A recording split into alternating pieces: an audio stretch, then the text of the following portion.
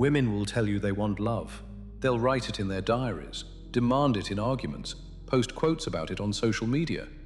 But here's the truth, most men never discover. Love alone has never kept a woman, not once in human history. And if you've ever watched a relationship die, despite giving everything, despite loving harder than you thought possible, you already know this in your bones. What I'm about to share will make uncomfortable sense of every time she pulled away when you got closer. Every time devotion pushed her further instead of drawing her in. Before we go deeper, hit that like button right now, because this information changes everything you thought you knew about attraction. And subscribe, because what's coming will completely shift how you see relationships. The modern man has been sold a beautiful lie. Be consistent, be available, be emotionally open, and she'll stay. So he does exactly that.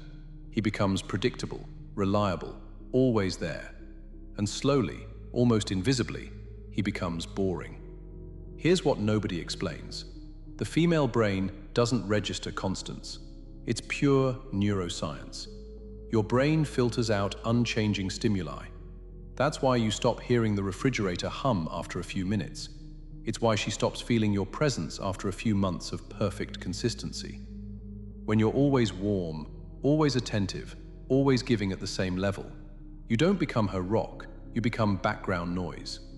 Think about Napoleon Bonaparte. The man conquered Europe, commanded armies, bent nations to his will. Yet, his letters to Joséphine are some of the most desperate words ever written by a powerful man. He literally wrote that he woke up consumed by thoughts of her, that memories of their nights together gave him no peace. This is a man who controlled empires, and he was writing like a lovesick teenager. Why? Because Joséphine gave him something he couldn't conquer. She was unpredictable. She responded coldly when he poured out his heart. She was sometimes unfaithful, always emotionally inconsistent.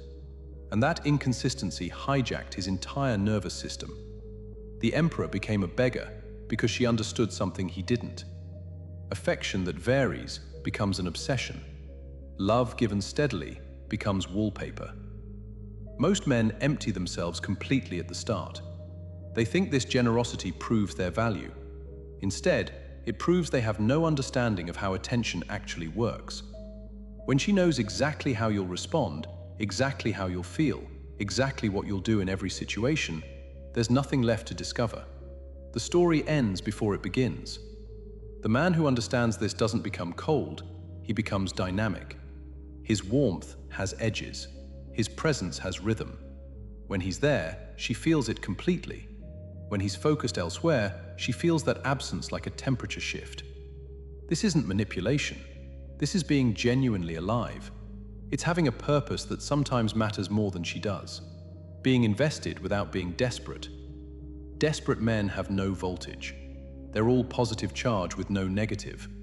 All pursuit, no retreat. The circuit never completes. But when there's push and pull, when closeness alternates with distance, electricity flows. Now she feels something she can't name. Now she lies awake, wondering about you. Women don't fall for comfort. They fall for feeling alive. And being alive requires contrast. Light means nothing without shadow. Warmth means nothing without occasional coolness. Your love means nothing without the quiet possibility that it could be lost. This isn't about becoming cruel. It's about becoming three-dimensional instead of a flat surface she can walk away from without a second thought. Here's the second truth that makes people uncomfortable. A woman cannot desire what she doesn't respect. And respect, at its core, is hierarchical. It requires seeing the other person as above you in some dimension that matters. The moment she sees herself as your equal in the domain of power, desire begins its slow death. She might still love you, still appreciate you, but she won't want you the way you need to be wanted. This has nothing to do with intelligence or worth. It's the ancient machinery of attraction itself. Catherine de' Medici was one of the most powerful queens in French history. Wealthy, educated, politically brilliant. She married Henry II of France and gave him everything a wife could give: children, support, unwavering devotion. He barely noticed her. Instead, he was completely consumed by Diane de Poitiers, a woman 20 years older than him. Diane wasn't more beautiful or wealthier or more powerful, but she positioned herself differently. She was his mentor before becoming his lover. She taught him, shaped him, saw potential in him when he was just a forgotten prince. She created a dynamic where he was always reaching upward toward her approval, her wisdom, her validation. Catherine gave everything. Diane withheld strategically. Henry treated Catherine like furniture and worshipped Diane until his death. The common man tries to create equality. He shares everything too quickly, makes himself vulnerable before she's earned that intimacy. He thinks this openness creates connection. What it creates is horizontal positioning. And horizontal positioning kills polarity. The man who understands this maintains vertical distance through having standards, through a life that doesn't revolve around her, through opinions he won't soften for her comfort. When she tests him, and she absolutely will test him, he doesn't crumble into explanations. He holds his position like someone who knows something she hasn't figured out yet. Not through arrogance, through being solid. A wall she can lean against, a mountain she cannot move. The moment she moves you with her emotions, you've fallen from vertical to horizontal. And horizontal men become friends, brothers, companions, not lovers. Every time a woman says, "I love you, but I'm not in love with you," she's talking to a man who became horizontal. He dropped his position, made himself too accessible, loved without maintaining the structure that makes love feel electric. She'd rather be with someone slightly above her than someone completely available. Distance upward creates aspiration. Availability creates comfort. Aspiration creates obsession. Comfort creates roommates. Now the third piece, she needs to feel like she won you. Not that you were given to her, not that you fell into her lap, but that she competed and earned you. That out of all the women who could have had you, she was chosen. This isn't about jealousy, it's about value confirmation. The human brain doesn't cherish what comes freely, it cherishes what required effort. And the feminine mind is especially calibrated to this dynamic. Anne Boleyn understood this perfectly. When Henry VIII, the most powerful man in England, turned his attention to her, she could have become another mistress. Instead, she refused him for 6 years. She rejected his advances while keeping his attention. She stayed present enough to be remembered, but absent enough to be pursued. She created a conquest story. Henry became obsessed with completing. He divorced his wife of 20 years, broke from the Catholic Church, restructured England's entire legal system, all to have Anne Boleyn. Not because she gave him love, but because she gave him a narrative. She made herself the prize that required reshaping a kingdom to win. And here's the dark part most men miss. The moment she became fully his, the story ended. Within 3 years, he had her executed. The narrative was complete. The conquest was over. Nothing left to pursue. This is the brutal engine beneath desire. It runs on pursuit. The chase creates the value. The obstacle creates the obsession. When you make yourself completely available, clear your schedule, respond instantly to every message, you signal in 1,000 small ways that you require no effort, and she believes you. What requires no effort has no value. The man who gets this creates a conquest narrative through reality, not games. He's genuinely desired by other women, genuinely busy with meaningful purposes, genuinely selective about who gets his full attention.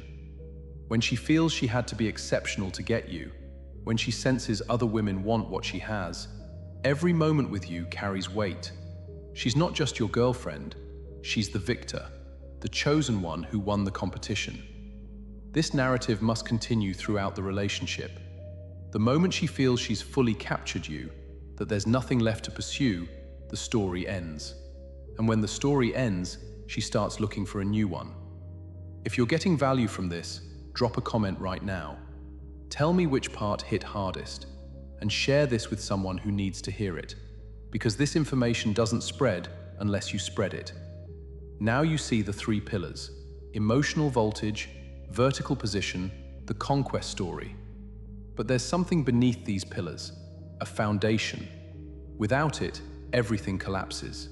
With it, the pillars rise naturally. The foundation is this: you must not need her. Not in a performative way, not pretending you don't care, in a bone-deep, cellular way. Your identity, your purpose, your reason for existing, none of it can be her. The moment she becomes your center, you've already lost. Because the center doesn't orbit, it gets orbited. And the man who orbits a woman has inverted the entire structure of desire. Casanova, history's most legendary seducer, wrote that his secret wasn't technique, it was genuine love for women. But read deeper and you find the real truth. He loved women the way someone loves fine wine. Deeply, genuinely, but also serially. He never collapsed his identity into one woman, never made one woman his oxygen. He loved completely in the moment and moved on completely when that moment passed.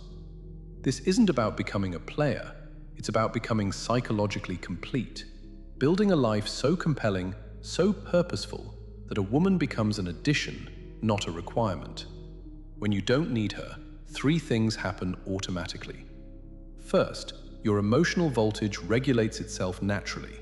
You're warm when you choose warmth, distant when your life pulls you elsewhere. The oscillation is organic because your attention genuinely divides between her and your mission. Second, your vertical position maintains itself. You don't drop into excessive vulnerability because your identity doesn't depend on her acceptance. You hold your frame because you have an actual frame worth holding. Third, the conquest story writes itself because you're genuinely desired by the world. Other women notice you, opportunities come to you, you're a man in motion. She perpetually feels she's winning something valuable. Here's where it gets uncomfortable. Most men approach relationships as consumers. They want to receive love, feel desired, get validation and acceptance. So they position themselves as takers, even while thinking they're giving. Every compliment carries an invisible hook. Love me back. Every gift has a hidden invoice. Appreciate me. Every act of devotion whispers, validate my existence. Women feel this every single time, even when they can't name it. The man who understands flips this entirely. He becomes a generator, not a consumer. He doesn't seek energy from her, he creates energy she wants to be near. He's not waiting to be filled, he's already full, and she wants to drink from the overflow. When you're a generator, your presence becomes valuable by default. You don't need to prove anything. Your existence becomes the gift because you're offering energy, not draining it. Your neediness is visible even when you hide it. Your abundance is visible even when you say nothing. These aren't behaviors, they're frequencies, and women are calibrated to detect the difference in microseconds. Let me say this plainly. Love is necessary but insufficient. It's the minimum entry requirement. Without love, there's nothing. But with only love, there's also nothing. Just a slower, more confusing death. A woman can love you and leave you, love you and cheat, love you and feel dead inside every time you touch her. Love doesn't prevent these outcomes. What prevents them is the structure beneath the love. The voltage keeping her nervous system engaged, the verticality maintaining her respect, the conquest narrative making her feel she won something extraordinary. If you've lost someone you loved, if you felt her withdraw despite everything you gave, look back through these three lenses. Did you maintain emotional voltage or become predictable and safe? Did you maintain vertical position or collapse into equality? Did you maintain the conquest narrative or make yourself too available, too fully captured? The answer will hurt, but pain with direction is useful. Most men try harder when they should try differently. They give more when they should give differently. You're not blind anymore. You see the architecture now. What you do with this knowledge is your choice. Some will use it to manipulate, to extract desire, without giving anything real. They'll succeed short-term and destroy themselves long-term. The correct use is integration. Building a life where these three pillars arise organically. Becoming someone whose voltage fluctuates because he's genuinely alive, whose position is high because he genuinely has standards, whose conquest narrative continues because he's genuinely valuable. This isn't tricks, it's becoming. The man who becomes this doesn't think about techniques. The techniques just describe how he already operates. He loves fully, gives generously, and maintains the structure that makes that love and generosity land with weight. She doesn't need more of your love. She needs your love delivered through a structure she can actually receive. You've been pouring water beside someone dying of thirst. The water was never the problem. The delivery was. Every woman you've loved has felt this. She felt the moment the voltage flatlined, felt when you dropped from above her to beside her, felt the story end while you were still writing love letters. She felt it and couldn't tell you because there are no words for what the body knows and the mind refuses to name. Now you have the words. The question is whether you'll build a life that makes them unnecessary or return to the comfortable blindness most men never escape. The architecture of desire has no mercy. It doesn't care about intentions. It only responds to structure. Build the structure or stay confused forever. If something shifted in you during this, if this felt less like learning and more like remembering, you already know what to do. Drop a comment below and tell me your biggest takeaway. Share this video with someone who needs to hear it. This information only spreads if you spread it. And subscribe if you want more uncomfortable truths that actually change things instead of comfortable lies that keep you stuck.